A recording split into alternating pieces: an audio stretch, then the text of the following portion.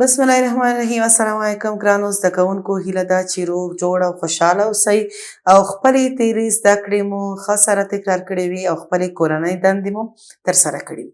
ګرانو زده کوونکو، زه ذاکره بارکزۍ ستاسو د ریاضي مضمون ښوونکي. زموږ نننۍ زده کړه بیا هم د 7 او د 8 پیژندنه ده. ګرانو زده کوونکو، څنګه چې موږ په خپل 9م لوست کې د کتاب 23مه پاڼه کې د 7 او 8 چې وکړل پیژندنه وکړه، د هغې لوست مې یاد کړه، د هغې شمیرل مې یاد کړل.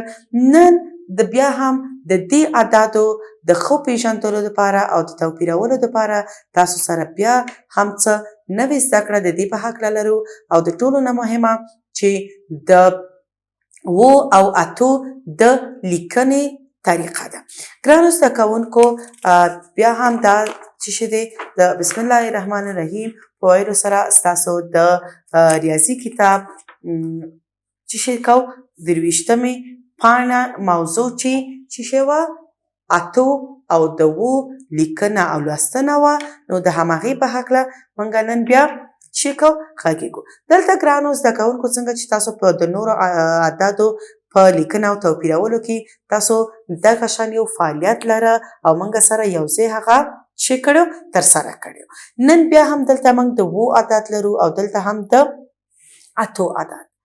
راځئ چې دلته د دې په بیلولو سره او بیا هم د دې هر یو چوکاټ بیلول او د هغې سم ځای او که مناسب ځای چې کوم یو عدد کوم یو ځای ته لاړ شي چې کو د هغې د دې اعدادو توپیرونه پیژنو او د دې اعدادو صحیح او مناسب ځای پیژندلو دپاره چې دا هم تاسو ته د دې په لیکنه کې، هم د دې اعدادو په لوستنه کې، هم د دې اعدادو په توپیر کې ډیره مرسته کوي. راځئ چې خپل دا فعالیت څه وکړو، شروع کړو.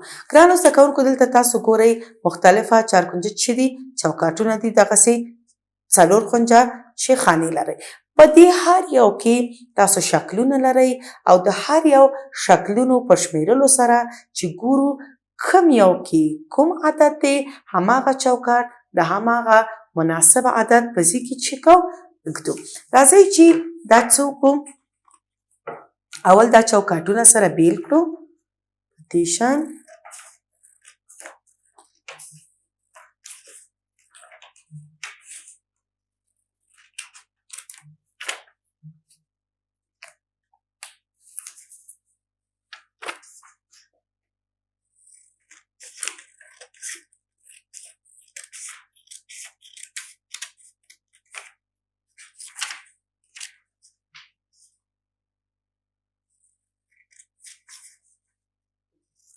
دا شان دا چوکاټونه سره بیلو او ګورو چې کوم یو چوکاټ کې کوم یو عدد کې دا کوم یو شکل باید کیدو او کوم یو شکل باید چې راشي. دلته هم لرو څو نور چوکاټونه.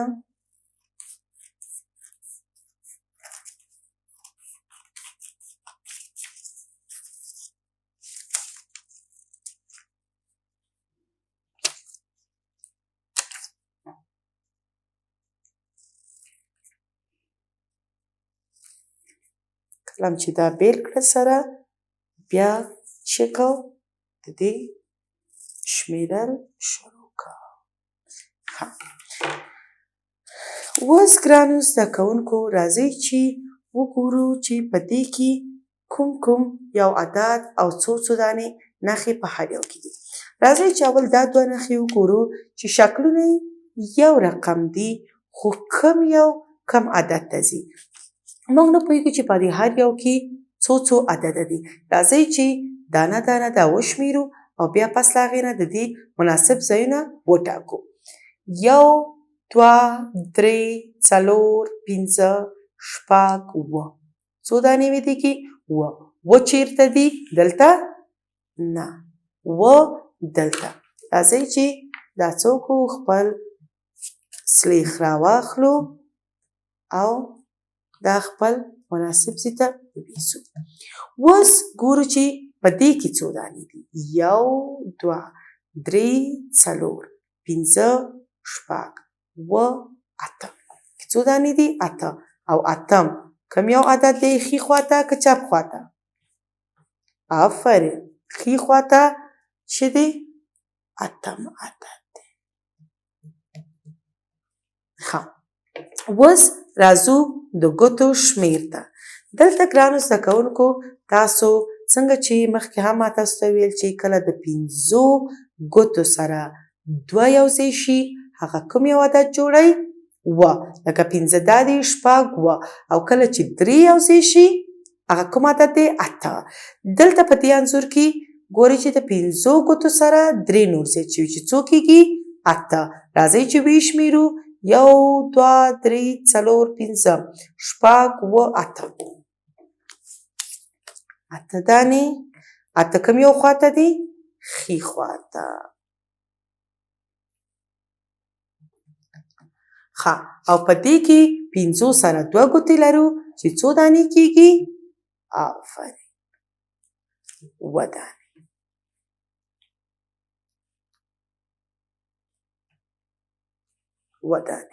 ښه، اوس راځئ چې دا کرښې وشمېرو چې دلته دا شکل د اوږده شکلونه یا کرښو شکلونه څو دانې دي. 1 2 3 4 5 6 7 او دا 8 چې دي څو دانې شو؟ 8 دانې. 8 کوم یو خواته دي؟ ښي خواته.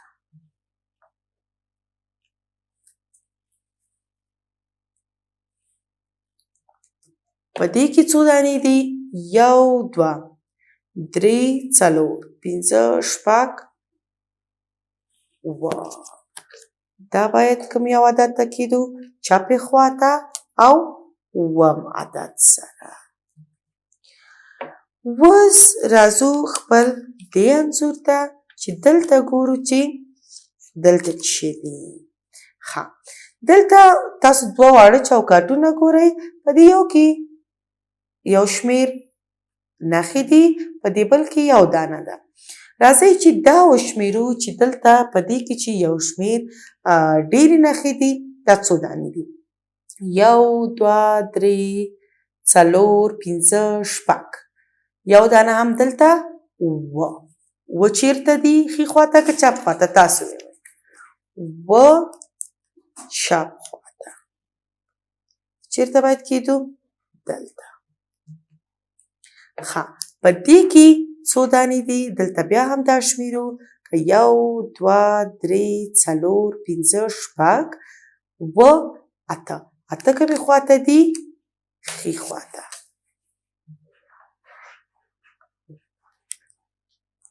دا دلته. ښه، اوس راځو خپل اخرني چوکاټونو ته چې دلته څه لیکل شوي دي. ښه، دلته خو نښې نشته چې تاسو دا وشمېرئ. دلته د 7 او 8 عددونه په حروفو لیکل شوي، یعنې د الفباو په حروفو چې د 7 عدد څه رقم لیکل کېږي؟ الف واو واو او ایګردک. او د 8 الف ت او ایګردک. نو دلته تاسو څه کوئ؟ د 7 او 8 عددونه مو په حروفو هم څه کړل؟ وپېژندل چې 7 دلته دي او دا هم 8. ښه ګرانو، دلته په دې انځور کې تاسو د 7 او د 8 توپیر ډېر ښه وپېژانده. اوس راځئ چې څه وکړو؟ د دې اعدادو لیکنې طریقه څنګه چې موږ په مخکینیو زده کړو کې هم زده کړي وو چې څه رقم باید د اعدادو لیکنه شروع کړو. که موږ ته چېرته ستونزمنه وي چې د اعدادو لیکنه په څه طریقه باید وشي، اول موږ باید څه وکړو؟ آفرین، اول تاسو ته موږ د نښې ښودلو لارښوونه کړې وه. که چیرې تاسو ته ستونزمنه وي او په یو وار نشئ کولی چې یو عدد ولیکئ، تاسو څه کولی شئ؟ د نښې ایښودلو سره هغه عدد اسانه توګه لیکلی شئ.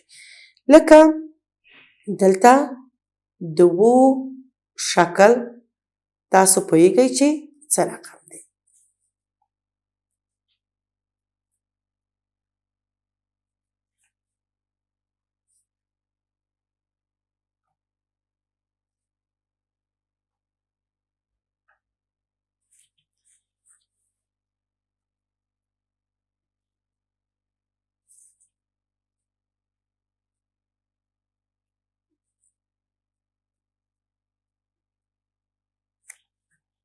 دغه شان نښې کیدی کله چې تاسو دا نښې یو ځای کئ په دې ډول څه کیږي تاسو ته کم عدد چې غواړئ او د هغې شکل باندې تاسو نښې ایښي هغه عدد تاسو لاسته راوړی شئ. په دې شکل د پاس نه راځئ لاندې خواته بیا هم یو فاصله نیسئ بیا پاس نه لاندې راځئ او دا 2 ټکي یو ځای کوئ.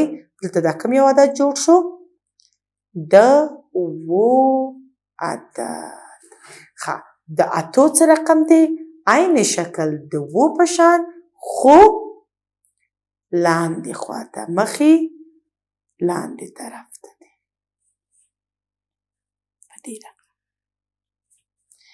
تاسو ګرانو زده کوونکو کله چې ما څنګه تاسو ته وویلې چې کله په نښو ایښودلو سره اعدادو لیکنه زده کړه بیا کولی شئ که په یو واري هم نشئ لیکلی وړې نښې کیدی لکه 7 ته تاسو په دې شکل باندې نښه ایښودی شئ 3 دانې. یو ټکي نه شروع کوئ راځئ دې لاندې نښې ته بیا پاس ټکي نه شروع کوئ بیا راځئ دې لاندې نښې ته بیا هم همدغه شان نښې کمې کئ یو حرکت 2 حرکته. په څو حرکتونو لیکل کیږي؟ په 2 حرکتونو.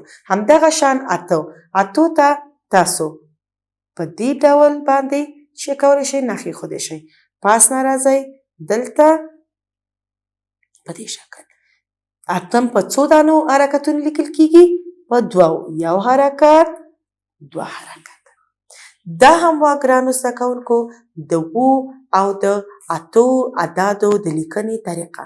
انشاءالله چې تاسو د دې طریقه زده کړي او په خپلو کتابچو کې یوه پاڼه د نښو سره یوه پاڼه هم د کمو نښو سره یعنی د 3 ټکو په ایښودلو سره او بیا هم پس له هغې تاسو خپله د دې اعدادو لیکنه یوه صفحه وکئ وګورئ چې څومره تاسو د دې لیکنه زده کولی شئ. انشاءالله چې تاسو په دې ډېر ښه پوه شوي یاستئ. بیا هم تر راتلونکي زده کړې پورې چې ستاسو خدمت ته حاضرېږم په لوی الله هم سپارم. بریالي اوسئ.